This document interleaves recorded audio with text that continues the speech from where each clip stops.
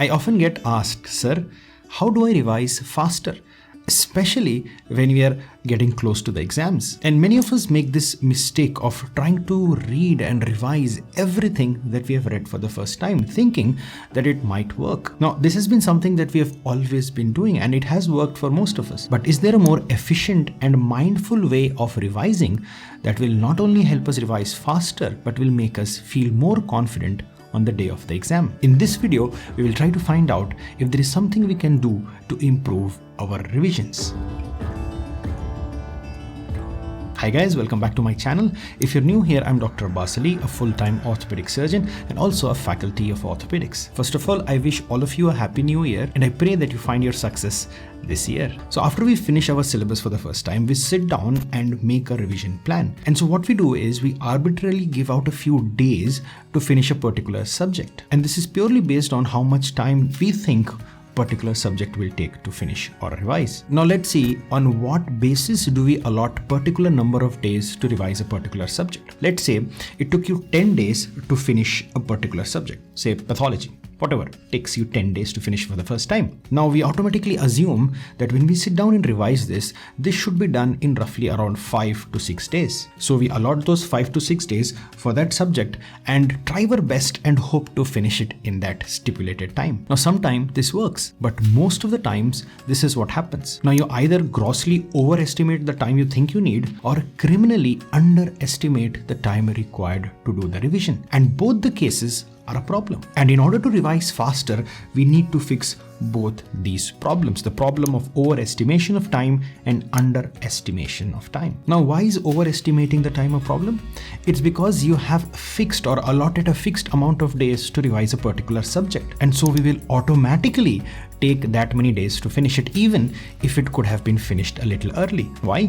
Because Parkinson's law. Work expands so as to fill the time available for its completion. So even if the subject could have been revised in 3 days, just because you have allotted 5 days for it, you will finish it in 5 days. And that's wasting 2 important days. And now what happens if we underestimate the time required for revision? Here what happens is that you will be unable to finish the syllabus that you thought you could finish in those fixed days. Suppose a subject requires 10 days to revise and you have only allotted 6 days, you will be unable to complete it. And so you will feel anxious and depressed and eventually feel like a big loser. And we are all very familiar with that feeling, aren't we? And once this feeling starts to build up, it snowballs into something massive and we end up giving up and waste more time. So in both these cases, you are going to end up wasting time, right? Got it. So how can we fix this problem? The first thing you should understand is that we do not start revisions only after completing the syllabus. We start our revisions from the first day of preparation. And I've talked about this in my previous video. You can watch it over here. But if you're already here at this juncture without starting your revisions already, worry not. Let's try to figure it out together. So the real question is, why is our estimation of the time required for revising not always correct? See, not all kinds of revisions are the same, not all the subjects are the same, not all the topics in a particular subject are the same. Some topics require patient understanding and some require grueling memorization. Some subjects you're already good at. Maybe the teacher who taught you was very good, or maybe you attended those classes regularly because your crush was also attending those classes. Whatever the case may be, you might be good at certain subjects and those are your strong suits. And similarly, there are some subjects you never seem to wrap your head around. For example, for me, biochemistry has been one of those subjects. And I've talked about this in many of my previous videos. I just can't understand how people grasp that subject. Some people like Anuj love that subject, but for me it was not the case. So the point is, not all subjects are the same or the topics of a subject are the same. So if you're good at a particular subject, you might be able to revise it faster than I can. So in that case, maybe you can revise biochemistry in 5 days and probably it will take me around 10 days. So we have to understand individually ourselves that we are different people with different strengths and weaknesses. And that is one of the biggest reasons why you should not blindly copy someone else's schedule for either reading or revision, because it doesn't work for you. So now let's see how to correctly estimate the time required for a particular revision. So we need to understand what are the components of revision whenever we are revising notes. There are two parts of revision. First, the factual information and then the conceptual information. Although they are different, but most of the information is overlapping. The key is to know what is what, and based on that, you will understand how much time you need to allot for a particular subject. Let me give you an example. Suppose there is a table in Pearls that you're reading, and you know that it's very, very important for your exam because every year 1 or 2 questions come from that table. So what do? You open it and you start reading it with an intent to memorize it and remember it for a very long time. You read it hard, you close your eyes and you revise it again and again, and then you read it again. And let's say this exercise takes you a good 3 hours and you have memorized the whole table. Now what do? You hope and pray that you will remember it at least till your exam. Unfortunately, after a few days you write a test only to realize that you don't remember much, let alone remembering it for an exam that is a few months later. So essentially, the time you have invested to remember the table has been wasted because you can't get any marks out of it. Instead, if you would have given that time to revise something that was more conceptual,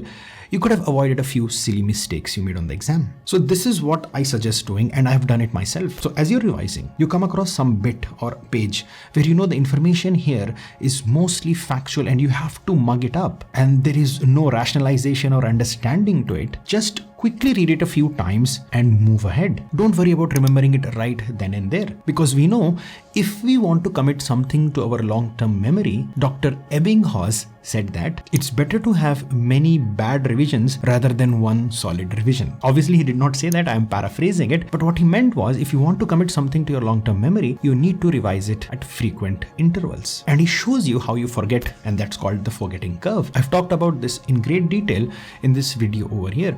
If you have time, go ahead and watch it. So instead of giving that table 3 hours to revise, give it 15 to 20 minutes every few days. That way you will remember it longer, and the time that you save will help you revise the subject faster. Now that's not the case when revising concepts. When it comes to concepts, you have to invest time early on. The first time you read this concept, you will have to put in a lot of time and energy to understand it, and then you will mark the fundamental key words. Now when you come back to it to revise, those keywords will quickly help you recall what the concept was. That way revision becomes faster, but only on subsequent readings, not the first time around. For example, if you know that the growth plate in children grow in a particular direction, then you can automatically recall 2 things easily. First, the direction of the growth in osteochondroma, the tumor. Then also you will be able to understand the direction of cupping and splaying and fraying that is seen in rickets, and what happens with the white line of dense calcification on treatment with rickets. All of these things comes from the concept of understanding how the growth plate grows in the bone. And so if you deploy this technique of revision based on what type of content you're reading, you will be much more efficient and confident